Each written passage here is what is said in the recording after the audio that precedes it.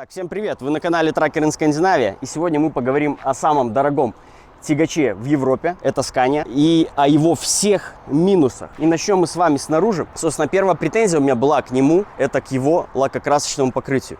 На данный момент у меня как новый тягач, у меня еще нету никаких сколов, ничего, но если, конечно, поискать, может и найдем их, да.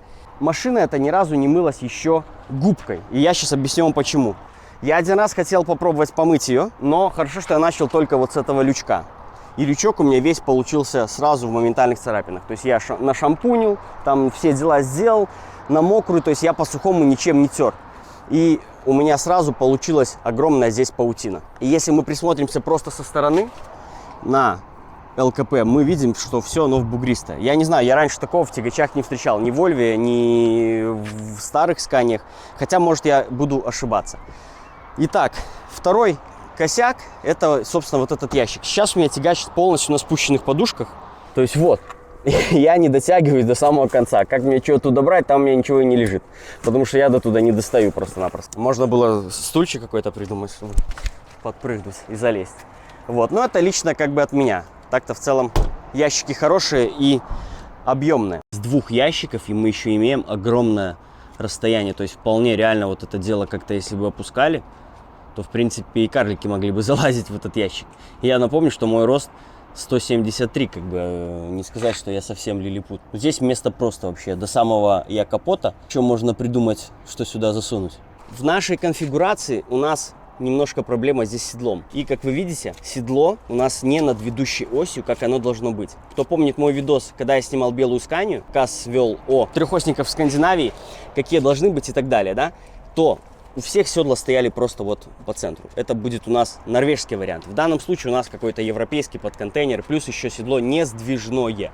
Но это зависит от комплектации. Это конкретно не относится к самой Скании, поэтому дело такое. А сейчас мы находимся на нашей постоянной локации, где у нас есть 750-я Volvo FH16, и у нее 6х4, кстати, колесная формула. И также наша машинка стоит старенькая, единственная, про которую я рассказывал. Все, в принципе, по наружной части больше я особо ничего не могу сказать плохого. Все в целом идет хорошо. Теперь передвинемся внутрь, и там, наверное, будет самое основное. Следующий косяк, конкретный косяк, это в этом спальнике у нас находится. Так, нам, чтобы его выдвинуть полностью, нам нужно немножко отодвигать сиденье, и мы его выдвигаем. Вроде бы все хорошо, выдвинули, имеем хороший лежак. Сразу я отмечу, что качество его отвратительное. Это не как в старых Сканиях. В старых Сканиях было гораздо лучше выдвижные спальники. В выдвинутом состоянии здесь мы имеем просто железку, в которую вы будете упираться локтем. И, по сути дела, у нас получается место на самом деле меньше выходит. То есть, либо вы упираетесь локтем, я уже по привычке начал просто сюда сбрасывать одеяло, чтобы не упираться сюда. Ну и посмотрим, как это будет выглядеть все зимой.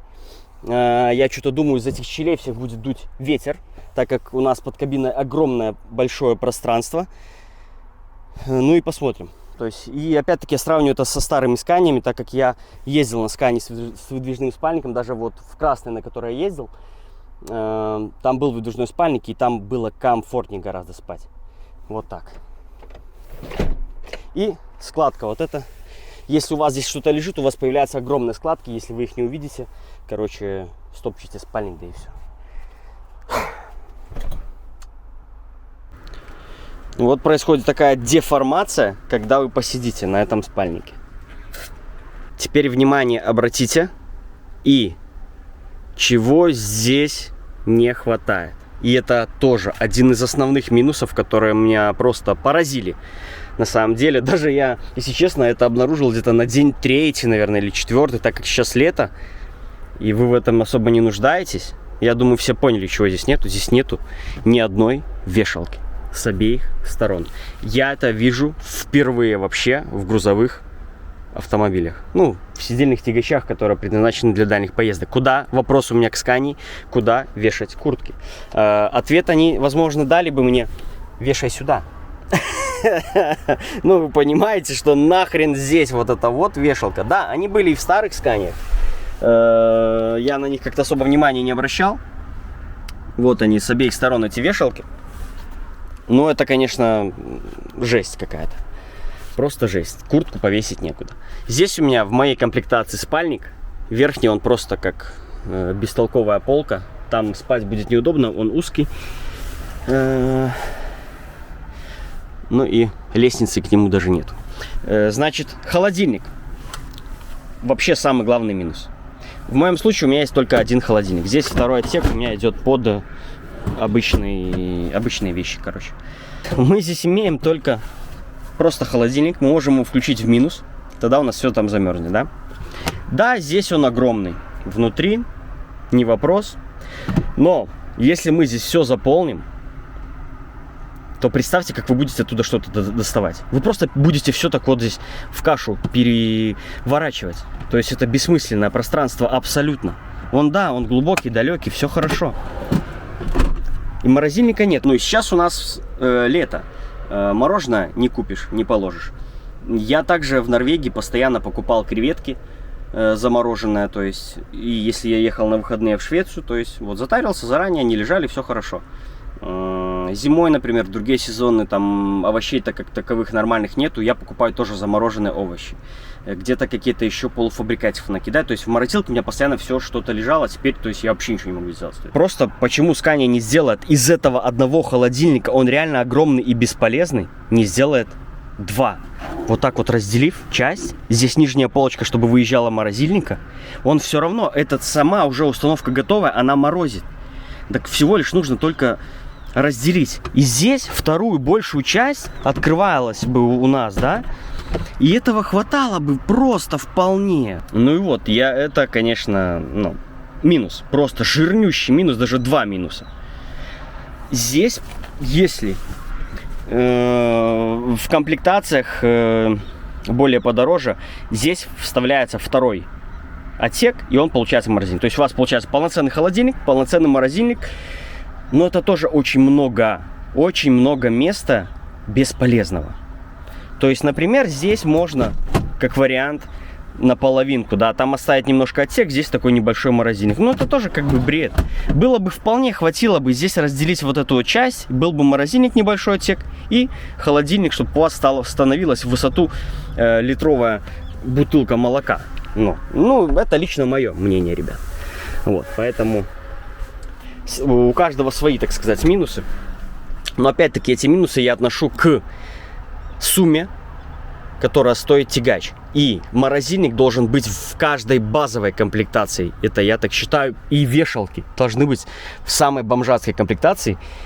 В сидельных тягачах для дальних перевозок должны быть вешалки, чтобы вешать куртку, а не кидать ее на спальник.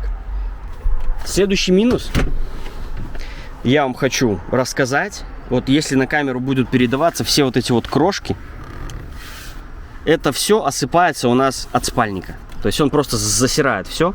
Но это не столь важно, да. На что я обратил внимание, буквально даже где-то с первых дней, как здесь все царапается. Вот это вот все ездит, и обратите внимание, у нас здесь уже начинается все протираться, например. Не знаю, как вам показать это все. С этой стороны у меня даже сверху от спальника начало протираться. Я не понимаю, как это происходит. Здесь вообще зацените. Но это как в новом тягаче, то есть протирается вот этим местом. Ну, как-то у меня это не улаживается в голове. То есть здесь это все тоже протирается. Я в Вольвах просто и в старых Сканиях такого не помню. С другой стороны, то же самое. То есть какие-то накладки нужно было делать или еще что-то. Как вы считаете, это нормально? Напишите в комментариях. Новый тягач, 20 тысяч, нету еще. В общем, разобрались, да? И, наверное, следующее, чего я коснусь, такого спорного варианта, на самом деле, пишите в комментариях, что вы об этом думаете, да? Качество материала в Scania вопросов нет. Я имею в виду про панель, про кнопки, про всю эту движуху. Это все выглядит дорого, роскошно, вообще без вопросов. Да, кстати, однажды я закрыл дверь, просто вот так вот сделал, закрыл дверь, и у меня вот эта панель вывалилась куда-то. Но я ее смог, правдами, неправдами, я ее смог назад зафиксировать. Ну да ладно. На заводе, наверное, не докрутили. Значит, по кнопкам. Здесь все супер нежное. Здесь просто нужно в белых перчаточках все это трогать, нажимать. То есть, ну, эта панель, этот материал, это не для работы дальнобойщика вообще на долгие времена. Малейший где-то вы что-то коцнете, все, это видна царапина. Под флешки втыкалки, да? Тоже здесь какие-то нужно было сделать накладки, чтобы это сохранить как-то. Но здесь, я уверяю, кто более хуже относится к транспорту, чем я, они вот это вот все просто затыкивают. Ну, на ходу вы хотите включить USB кабель, вы просто тут, ну, натыкаете мимо, и все. Здесь я флешку втыкнул, больше ее не трогаю. Здесь у меня 3, получается, USB. Так, раз, типа под флешку, и 2 подзарядки. Я сразу скажу, тоже минус, в принципе, их, они очень слабо заряжают. У меня на телефоне моем, у меня Xiaomi 12T Pro, у меня зарядка 120 Вт родная, и батарея мощная, и у меня... От этого телефон заряжается очень долго от этих зарядок. То есть мне нужен обычный переходник от прикуривателя. Вот. Но так поддерживать что-то, в принципе, как бы неплохо, да. То есть я к чему веду про все эти панели, да. Насколько их хватит? Насколько хватит вот этого вот руля тоненького, вот это же даже не кожа, это какая-то шляпа. Это дерматин какой-то дешевый. Насколько этого всего хватит? Я думаю, 100 тысяч максимум. Мне как бы уже и говорили коллеги, что 100 тысяч и руль у нас уходит в ужасное состояние. Я думаю, здесь кто не следит вообще никак за своими машинами, они вообще очень быстро угандашивают все эти кнопки, все это становится просто в ужасное состояние.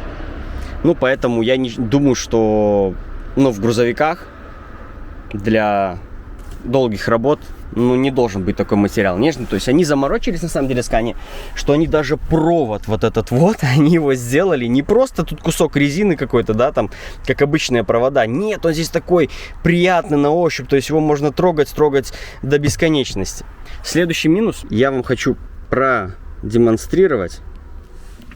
Это вот как ходит у нас здесь вот эта вся движуха. То есть, я думаю, за 150 тысяч евро у нас здесь так не должно происходить. Здесь тоже все у нас гуляет, ходит. Такое все кордонное, короче. Люк. Тоже отдельная тема про люк, да, который еле-еле у нас открывается и очень медленно ко всему этому. То есть зазор здесь, по-моему, даже меньше, чем в Volvo. Но в Volvo он используется как запасной выход. Висят у всех молотки, которыми можно разбить этот люк. Но в Scania, я так понял, они просто сделали сами, не поняли что. И для чего они это сделали, они тоже об этом абсолютно не знают. Он бестолковый. Но плюсом, конечно, что есть шторки. Можно закрыться от солнца. Можно сеточку поставить, это удобно. Видите? Это шпионы.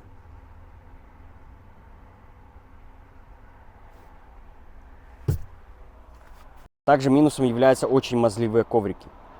Как-то это не проверено, просто сделали и положили, и все. И сиденье, конечно же, очень-очень-очень мазливое. По поводу сказать, что в отличие от кожи не потеет спина, потеет. У меня на кожаных сиденьях я работал, когда на белой Scania, у меня так спина не потела, как потеет в этом. Здесь приятный велюр, но он очень мазливый и очень жаркий. Несмотря на то, что здесь есть вентиляция, которая, кстати, сейчас я вам попробую продемонстрировать. Внимательно слушайте. Вот так у нас работает вентиляция. Как вы считаете, это все минусы или не минусы все-таки, да? Взять ценовую категорию.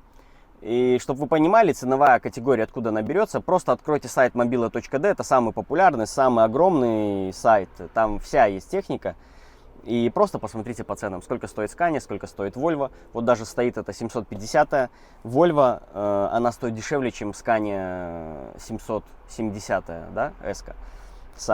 Это 770 S, это самая дорогущая будет конфигурация и комплектация. Scania, помимо того, что новая дорогая, так она еще и бэушная, да, там 1-2-летняя, она стоит тоже очень дорого. То есть за такую цену можно купить Volvo новую, чем бэушную Scania взять, да, год 2-летнюю. И на фоне всего я не то, что я не говорю, что это хреновый тягач. То есть видео было просто послано таким минусом, который я отметил. Так как я водитель, для меня эти минусы немножко такие шокирующие были, да, как бы все S, типа Scania S, это ж супер люкс, там туда-сюда. Но вот банальности такие, да, сраные вешалки. Вот этот вот спальник, материал его просто, я, ребят, говорю, отвратительный. В старых Сканиях он был гораздо лучше. Вот этот дуга вот эта, которая металлическая там сзади, тоже это для меня немножко непонятно, зачем так это было сделано. В старый все было хорошо, то есть просто поставьте как было. Верните то, что было, и все будет хорошо. Вот. Ну и с холодильником, конечно, да, морозилка должна быть обязательной. Ну, я так считаю, я постоянно ей, потому что пользовался. Все, ребят. В целом по машине следующее видео будет, можно считать, о плюсах. Расхвалю, то есть все, что мне понравилось, будет 20 тысяч пробега, я поеду, возможно, на ТО в Польшу. А может быть, я даже это видео выложу после. Я еще подумаю над этим, как мне правильно сделать. Поэтому давайте, хейтеры, вылазьте, пишите, что я охреневший белорус. Дали мне новую машину, я тут ее засираю. Но кто нормальный человек, тот понимает, что я не засираю, просто свои довожу, так сказать, наблюдения. Ну а напишите вы, какие для вас есть минусы в Scania. Будет очень интересно почитать. Все, друзья, всем спасибо, до новых встреч, пока.